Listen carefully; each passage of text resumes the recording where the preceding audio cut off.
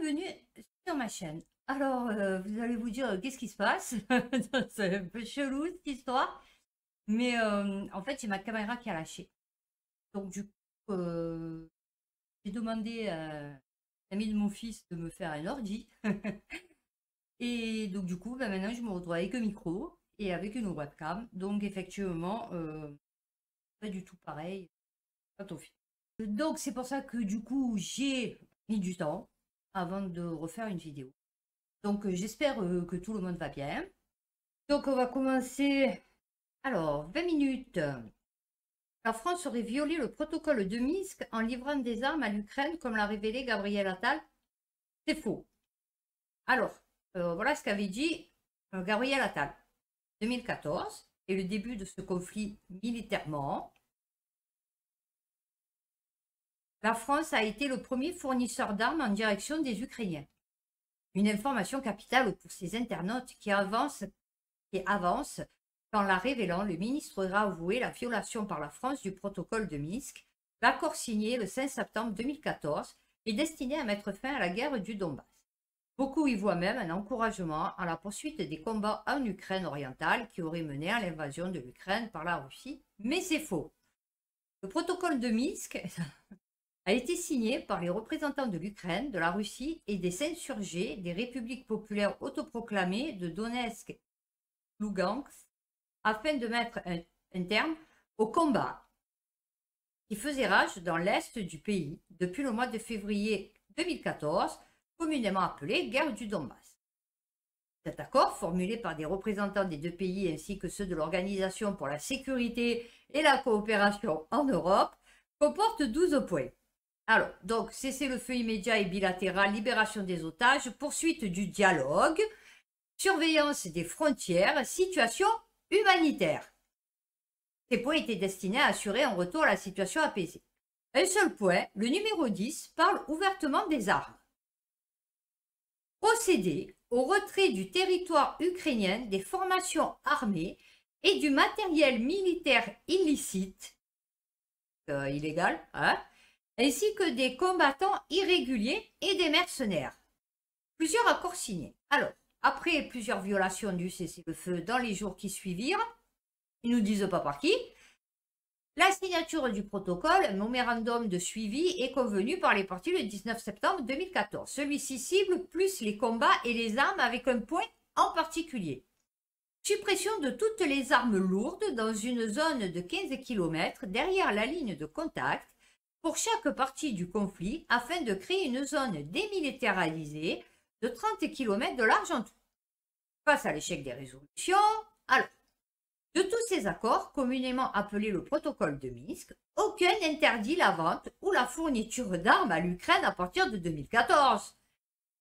La France n'a donc pas violé ces accords, contrairement aux allégations partagées sur les réseaux sociaux.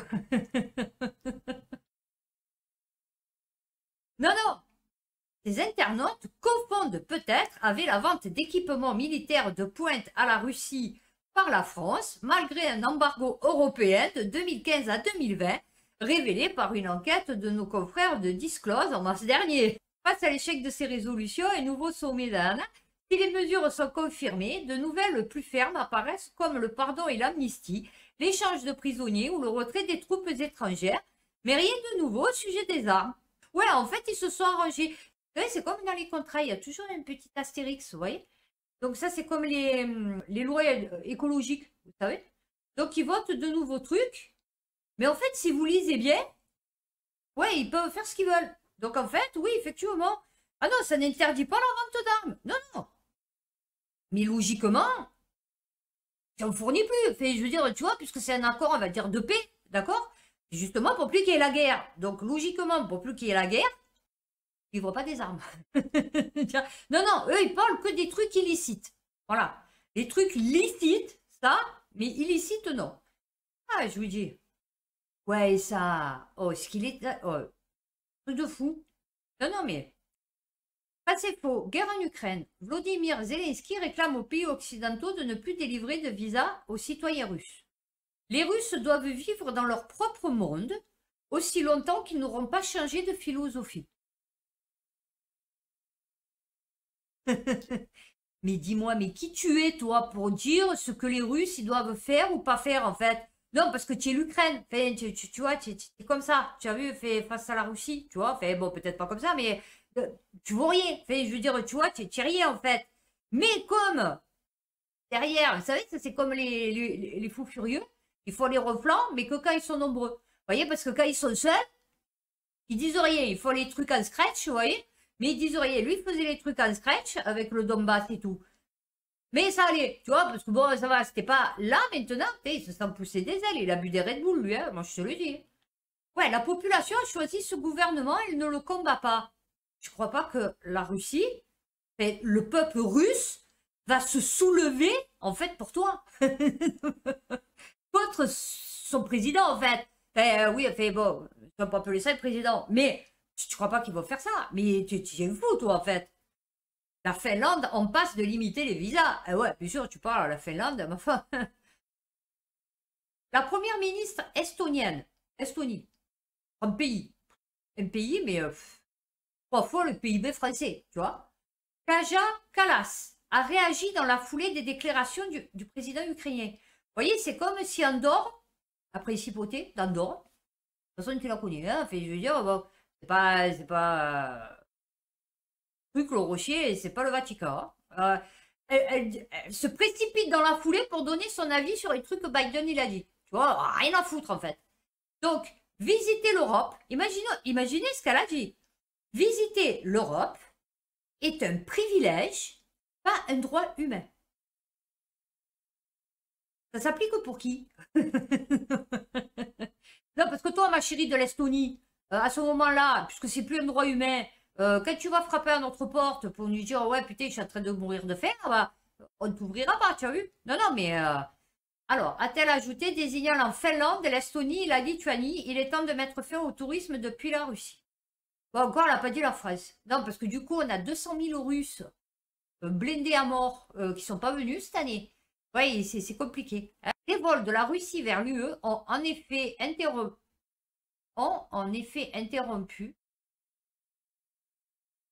ont été en effet interrompus après le déclenchement de l'offensive russe en Ukraine le 24 février. La Finlande, qui partage une longue frontière avec la Russie, est devenue un espace de transit. Ouais, mais eux, ils en avaient rien à foutre, les Russes, de venir dans ton pays pourri, là, de la Finlande. Il n'y a que des Esquimaux et des Otaries. Eux, ils voulaient venir en France, tu as vu?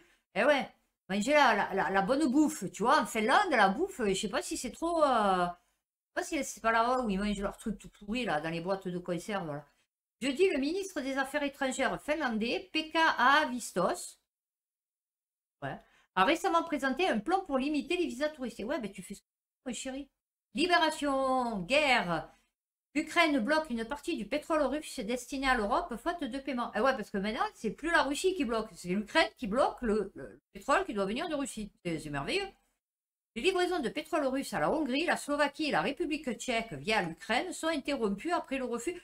Je sais pas, ils nous en parlent pas de ces pays. Hein, ce qui se passe, en fait, dans ces pays en ce moment. Tu te rends compte? Comment ils font? Les livraisons à la Pologne et à l'Allemagne se poursuivent. Eh ouais, ma foi, mon con. Paiement refusé, transaction annulée. Ah ouais, non, ça passe pas. C'est comme des fois quand ils viennent sans contact. Non, c'est pas passé. Inséré. Ah non, ça passe pas non plus. Ah, problème. Dans un communiqué, Transneft explique que son paiement portant sur le droit de transit par l'Ukraine pour le mois d'août, effectué le 22 juillet, a été refusé le 28 juillet à cause de l'entrée en vigueur de certaines sanctions contre Transnafta a cessé de fournir des services pour le transport de pétrole via le territoire ukrainien à partir du 4 août. Les livraisons à la Pologne et à l'Allemagne via une autre branche de Touchba, transitant par le Bélarus, se poursuivent normalement. Ah ouais. Malgré l'offensive militaire qui mène à... Oh putain, il s'est fait combien? 128 milliards. Alors, je sais pas si c'est de bénéfices ou de chiffre d'affaires sur les hydrocarbures. Ouais, on va mettre... Ah non, non. On va mettre l'économie russe à genoux. Vous voyez, je l'ai vu là au MEDEF. C'est même pas le coup que pour les super profits. Vous voyez, tout le monde a bloqué. Ouais, les super profits. Non, on s'en fout qu'il ait dit que les super profits, ils existaient ou pas. Et comment ça figure au moment où il a dit. Vous voyez, regarde, je vais bien les prendre pour des cons, tu vois. Voilà.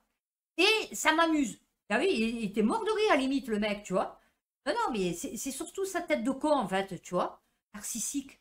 Sud-Ouest, Ukraine, la Pologne dénonce l'oligarchie de fait de l'Allemagne et la France au sein de l'UE. Ah oui, la preuve, c'est qu'il n'y a que toi et l'Allemagne qui avaient touché du gaz, là, du pétrole. Dans un entretien publié dans Le Monde, le Premier ministre polonais... ah non, non, je t'explique, non, non, c'est pas l'hégémonie de l'Allemagne et de la France. C'est l'hégémonie de l'Allemagne avec comme bras droit la France. Voilà, c'est-à-dire von der Leyen, comme je vous dis, c'est votre présidente, et son bras droit, son premier ministre, en France. Donc, et ils ont un premier ministre de partout. Le premier ministre en France, ben, équivaut, hein, puisque du coup, ou le PDG, hein, voilà, enfin bon, c'est Macron. Mais c'est tout.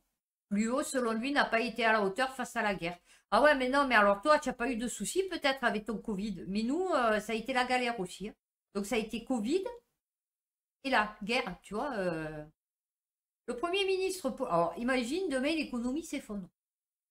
Comment on va faire, hein? Il y a un virus et une guerre, on est à plat. Le Premier ministre polonais Mateusz Morawiecki a dénoncé l'oligarchie de fait imposée par la France et l'Allemagne à l'Union européenne, appelant un retour au principe. C'est comme les bouffes-têtes. Je ne sais pas si vous connaissez Futurama. Dans Futurama, il y a un truc, et ça s'appelle un bouffe-tête. Et en fait, ça bouffe la tête, enfin, le cerveau, l'intelligence des gens. Ben là, c'est l'Allemagne, elle nous fait une bouffe-tête. Mais là, c'est une bouffe économie. Tu vois, elle est en train de nous bouffer, en fait, tu vois, de nous sucer tout notre sang, toute notre vitalité. Avec, bien sûr, l'accord du coup de Macron et de 70% de la population française, je le rappelle.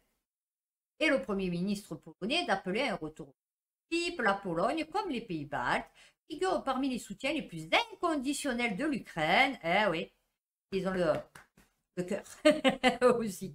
Ah ben eux, ils se sont pris 50% de la population ukrainienne. Gaz, l'Allemagne ne tiendra pas 3 mois si la Russie lui coupe l'approvisionnement. BFMTV.com. Vous savez que si l'Allemagne elle s'effondre, elle s'effondre. Non, non, mais ils ont intérêt à tenir le coup, je te le dis. L'hiver s'annonce tendu pour l'Allemagne. Selon le régulateur de l'énergie, le remplissage à 95% des stocks de gaz naturel du pays lui permettrait de tenir environ 2 mois et demi. Imagine l'hiver, il commence en novembre. Parce que là, il commence à faire frais déjà. Il commence en novembre, il finit au mois de mars. Les stocks de gaz naturel. Alors là, permettrait, si la Russie décide de couper, ouais, je crois que... L'Allemagne qui dépend largement du gaz russe. Ouais, c'est con. Franchement, il faut être con en vérité, hein. Alors actuellement, le taux de remplissage atteint les 77. Carte nucléaire. Ah ouais, ils nous ont fait fermer nos centrales. Et encore, heureusement que, bon, comme nous, on est des têtes de con, et que, bon, heureusement qu'on a mis du temps, qu'on les a pas fermés. Mais du coup, on les a plus entretenus, parce qu'ils se sont dit, de toute façon, on va les fermer. Parce que moi, je vous le dis, c'est ça, hein. Ils se sont dit, bon, à quoi ça sert de les entretenir? De toute façon, à un moment donné, on va les fermer, hein, pour faire plaisir aux Allemands. Donc, on va les fermer. Donc, du coup, on les entretient plus. Parce que les mecs, quand ils ont fait les tuyaux, non, parce que soi-disant, il y a des corrosions au niveau des jointures, vous voyez, d'eau. Bon. C'est vrai que les mecs, ingénieurs, hein, n'ont pas prévu que, à un moment donné, le joint, pas la même matière que le tuyau, tu vois, hein, effectivement, la soudure du joint, et la soudure, du coup, elle allait peut-être être modifiée avec l'eau radioactive, chaude, froide, je ne sais rien, tu vois, enfin bon. Non, non, eux, ils ont calculé le tuyau. Le toyo, comme je dis. Quand je joue à Mario, chaque fois, je fais, oh, je veux le toyo doré. Ah oui, le toyo en or. Tu vois, oui, ben voilà. Et ils n'ont pas calculé que le toyo, la soudure, c'est pas pareil. Eh ouais, eh non. Alors, le monde. Oula. Alors là, on ne sait pas comment on doit le prendre, l'article. Guerre en Ukraine, le groupe Mozart, société militaire privée américaine venue former, mais pas combattre. Ah ouais, non, c'est pas pareil. C'est un peu comme tout à l'heure, vous savez. Le groupe Mozart, une société militaire privée américaine d'une trentaine de volontaires. Ici, nous faisons le travail que Washington ne peut pas faire. Et eux, ils sont armés, hein. Eux, ils les récupèrent, les armes, hein. Vous croyez que quoi? Vous croyez que quand ils arrivent dans une zone où il y a eu des combats et qu'il reste des lance-roquettes, des mitraillettes, des grenades, des le matos qu'ils ont là-bas, vous croyez qu'ils disent non, on ne le prend pas? Donc il dit, non, touche pas, non, non, dangereux. Ouais, non, on va pas le récupérer. Ouais, non, il vaut mieux le laisser. Ah ouais, je peux vous dire que ça va. Il va y en avoir des armes hein, qui vont circuler après. Les livraisons d'armes. Les échos. Les livraisons d'armes à l'Ukraine sous étroit contrôle.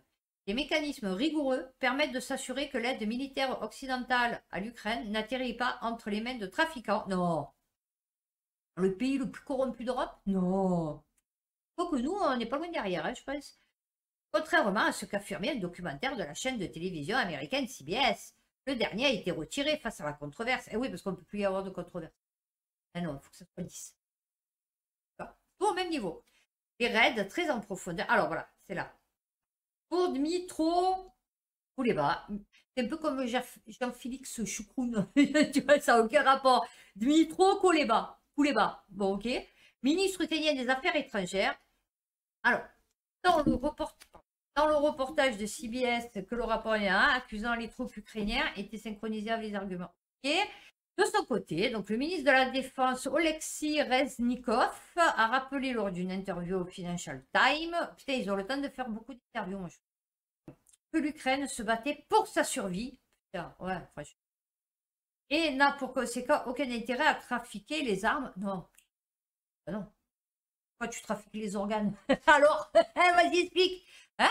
Et pourquoi tu fais le trafic je sais pas moi, des visas? Pourquoi tu fais... Hein? J'en ai lu des articles, esprit.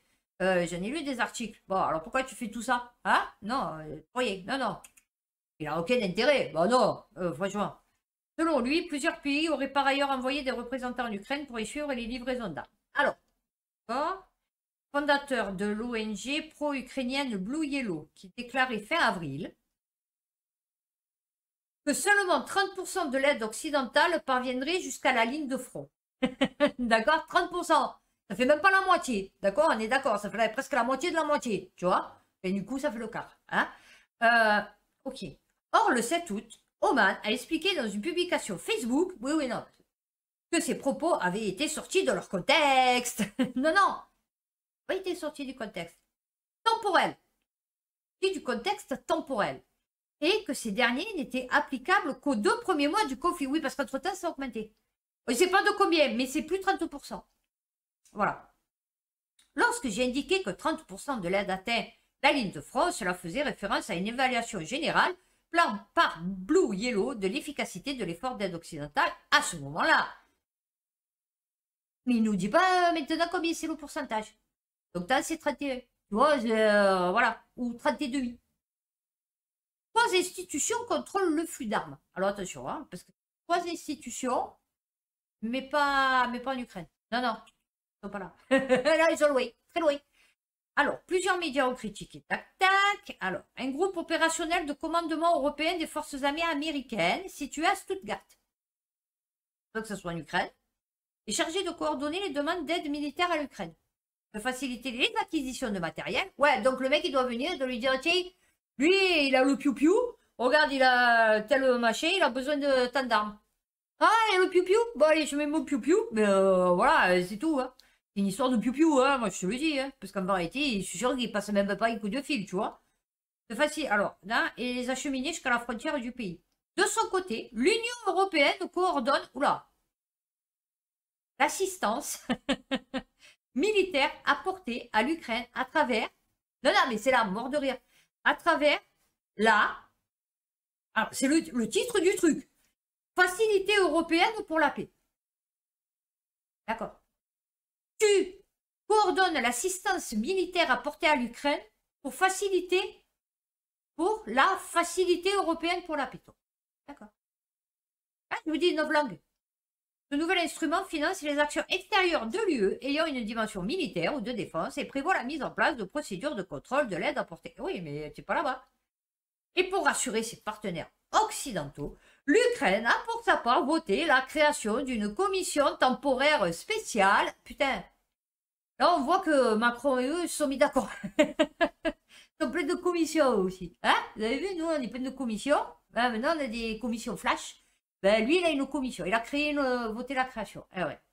Chargé de contrôler la réception et l'utilisation des armes envoyées à l'Ukraine. D'accord. Mais on ne sait pas qui c'est qui contrôle la commission temporaire spéciale.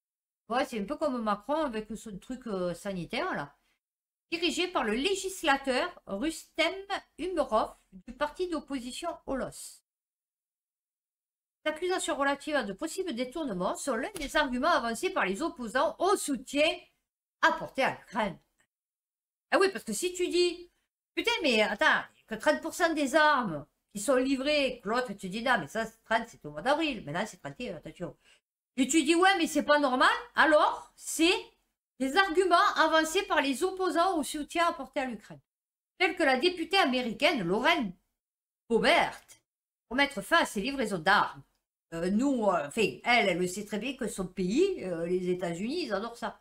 Et tu vois, eux, ils achètent des armes comme nous, on achète des pains au chocolat, tu vois. Donc elle se dit, bon, les vendre, pour eux, c'est pas un souci, parce que du coup, ça relance un peu notre économie qui est à plat. Donc, ouais, mais le problème, c'est que les armes, elles partent là-bas et c'est pas ce qu'ils vont faire après. Parce que bon, elle a peut-être un peu un vrai cœur, elle, tu vois. Donc elle se dit, ouais, peut-être il faudra arrêter un peu de livrer des armes, parce que les mecs, comme j'ai dit au départ dans une de mes vidéos, ça va être du tir au lapin, quoi, tu vois. Oh putain, un Donbassien, un Donetskien, je sais pas comment ça s'appelle, machin, toi tu es quoi, russe, machin, touf, touf, touf, toi t'es mioche, ta femme, fais bon, ton chien, tu vois. Non, non, mais... Donc oui, effectivement, elle se pose quand même un peu des questions. Elle se dit, où vont les armes? Non, non, mais... Oula, attention. BFM Business. La fermeture temporaire de Nord Stream propulse le prix du gaz à un nouveau record en Europe. Oh mais mort de rire. Il y en a une. À mon travail, je lui dis, ouais, tu sais que... Parce qu'en fait, ils ont changé, je vous explique, ils ont déjà changé les éclairages, les durées d'éclairage là où je travaille. C'est-à-dire que ils ont mis, par exemple, en haut, 7h ou 7h30, alors que nous, on finit à 8h15, tu vois. Donc, du coup, la pièce, il n'y a pas de fenêtre. Donc, c'est quand samedi soir, quand j'ai terminé, moi, à 8h15, je suis rentrée dans la pièce, on était obligé de s'allumer avec les portables. Donc, j'ai dit, elle me dit, oui, c'est parce qu'ils ont changé déjà truc des horaires d'éclairage, vous savez, parce que c'est tout automatique. Quand vous rentrez dans la pièce, ça s'allume. Ok.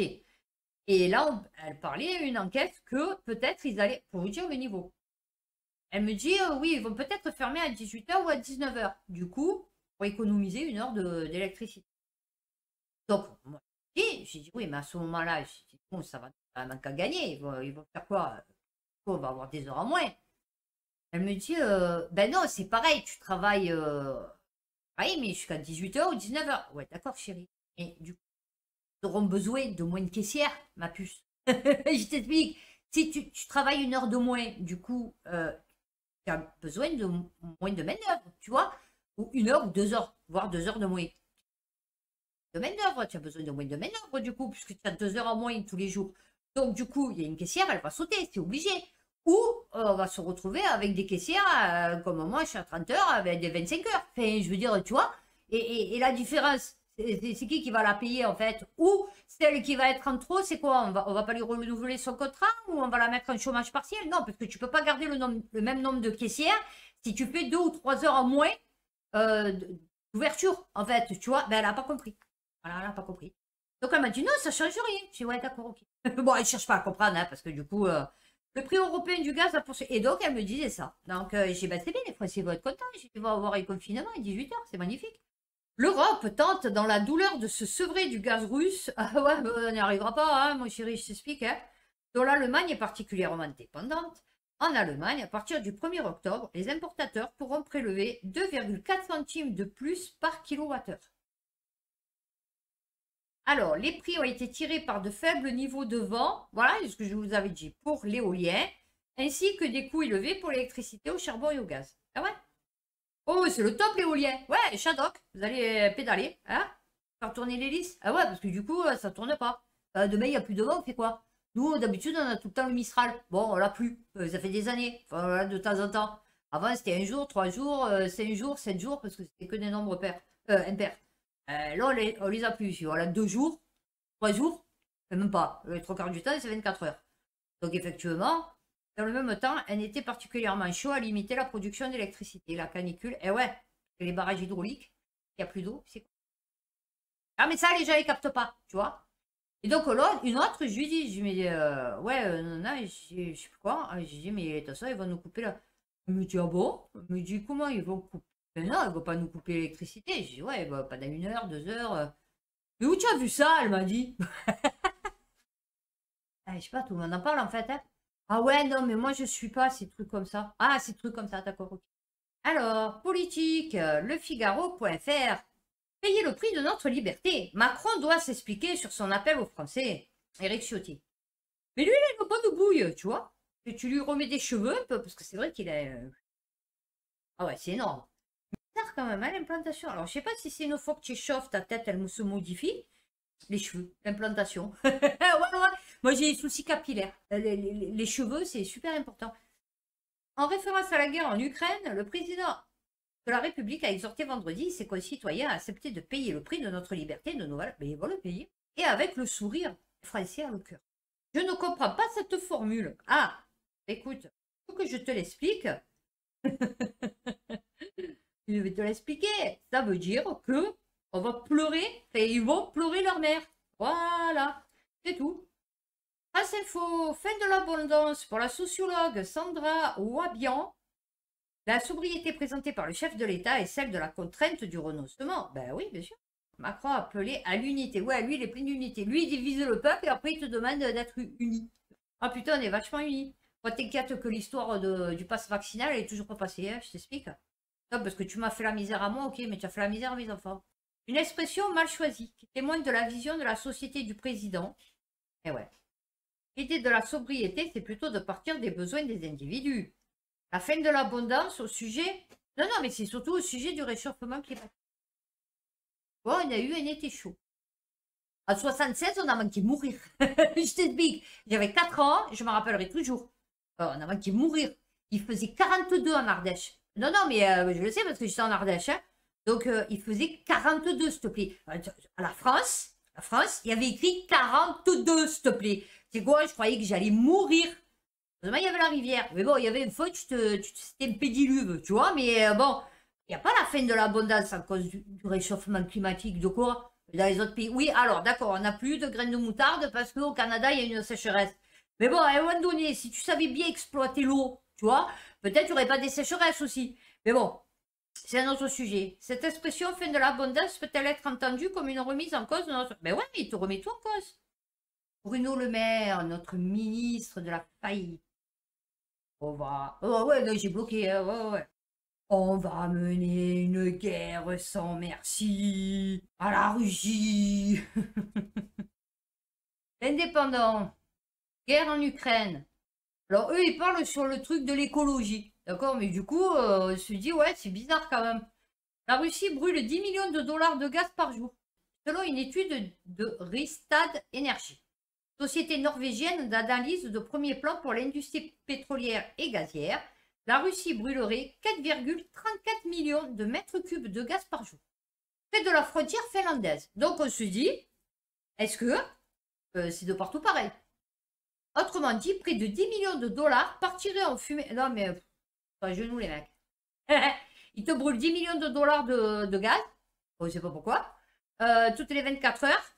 Là, l'usine Portovaya, au nord-ouest de Saint-Pétersbourg.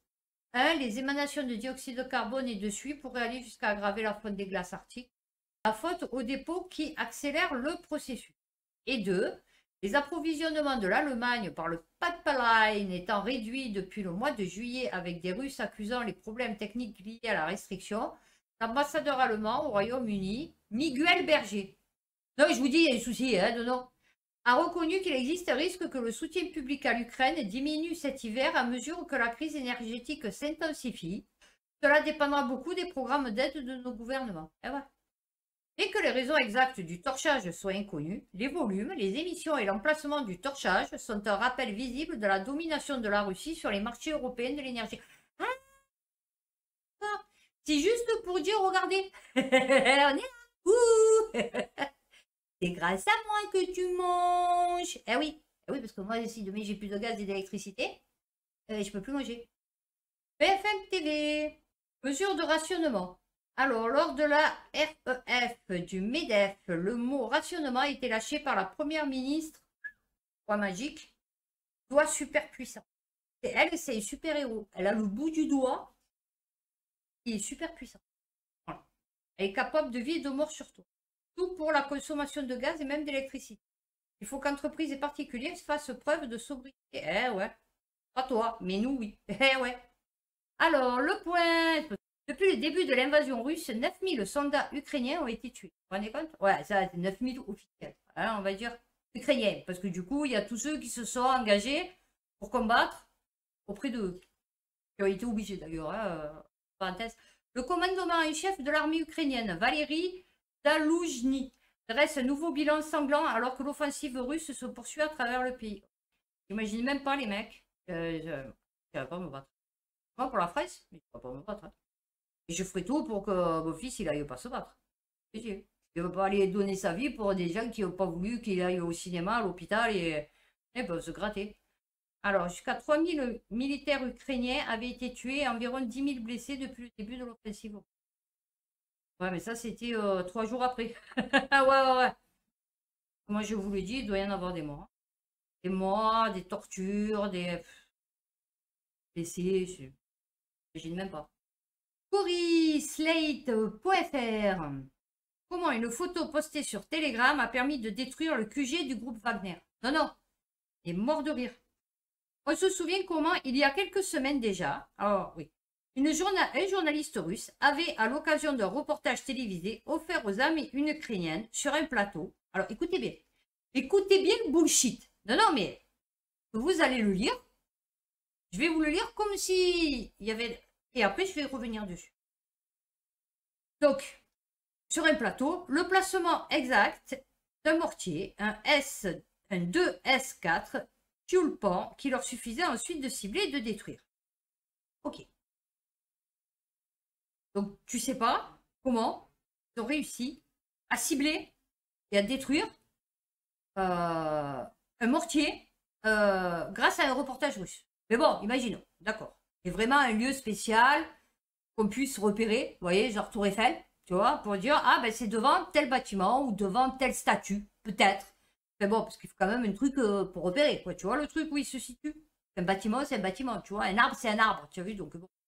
Plus récemment, et de manière relativement similaire, bullshit, et un journaliste polonais accusé TF1 d'imprudence mortelle. Quelques informations cruciales, mais non floutées, lors d'un reportage dans le Donbass, auraient permis à l'artillerie russe de régler ses mires.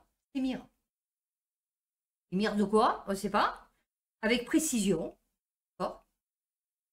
Et de tuer un soldat ukrainien, le dénommé Kesk. Comment? Un reportage. Donc, c'est-à-dire, le mec, il filme le reportage. D'accord? Il filme le reportage. On est d'accord. Il est, je sais pas, peut-être dans une ville. D'accord? Ok. Le reportage, il est pas diffusé en direct, jusqu'à ce que je sache. Mais je pense pas. Tu vois? Et même s'il est diffusé en direct, de toute façon, il y a toujours un temps, vous savez, il décale de 10, 20 secondes pour que, si jamais quoi qu'il y ait, il puisse couper. Vous voyez, fait bon, qu'il puisse prévoir et pas laisser la scène. Bon. Donc, et puis même le temps que ça arrive, de toute façon, on va compter une dizaine de secondes. 20 secondes. Bon. Imaginons c'est en direct live. Hein? Ok. Donc, c'est-à-dire, le soldat, il était devant un bâtiment, je ne sais pas. Il y a eu des réglages de mire, sniper, armes lourdes, on ne sait pas, drone, et tuer un soldat ukrainien, c'est-à-dire que entre le moment où le reportage a été filmé et le moment où il a été diffusé, le mec, il n'a pas bougé d'un centimètre. Alors déjà, il fallait repérer l'endroit exact, au millimètre près, parce que bon, du coup, c'est un mec, tu vois, c'est pas un char, tu as vu? Donc, c'est un mec, donc carrure 50 cm, tu vois. Non, le mec de Russie, je sais pas d'où, il a visé, donc la balle, elle a fait... Tu vois, pour arriver, juste sur le soldat ukrainien qui s'appelait Kesk. Mort de rire. Ça, c'est un peu comme la cheminée. Hein? Voilà. Donc, déjà, ça, c'est du bullshit. Donc, deuxième bullshit. Il y a quelques jours, très moqueur et souvent piquant, le compte Twitter du ministère ukrainien de la Défense remerciait un touriste russe. Donc, je croyais que les Russes, ils n'avaient plus le droit d'aller nulle part. Pour son involontaire participation à l'effort de guerre ukrainien. En slip de bain. Ah oui, voilà, je l'ai. En slip de bain et fier de sa drôle de photo souvenir, l'homme posait aux côtés de positions anti-aériennes russes. Il dit où il est, d'accord? Il dit défense position NIR, Yevpatoria inoccupée de Crimée. Bon, déjà, c'est en Crimée. Donc déjà, tu te demandes comment ça se fait. Quoi, il y a la guerre en Crimée? C'est, alors, des positions anti-aériennes russes. On ne sait pas si elles ne sont pas abandonnées. Parce que ça fait pas 30 ans qu'elles sont là, les trucs, tu vois. Parce que du coup, on les voit pas. Fraîchement.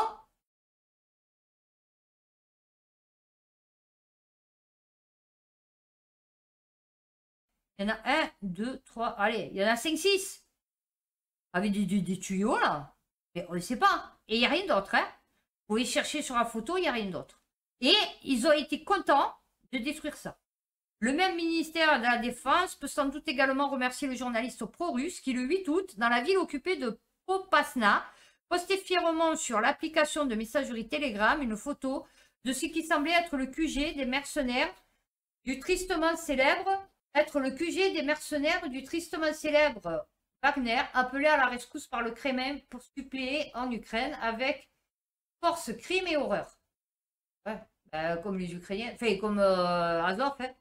Car le 14 août, le dit quartier général était bombardé par l'Ukraine, tuant quelques mercenaires et détruisant une partie du bâtiment. Ouais, si ça fait comme les grottes de Tora Bora.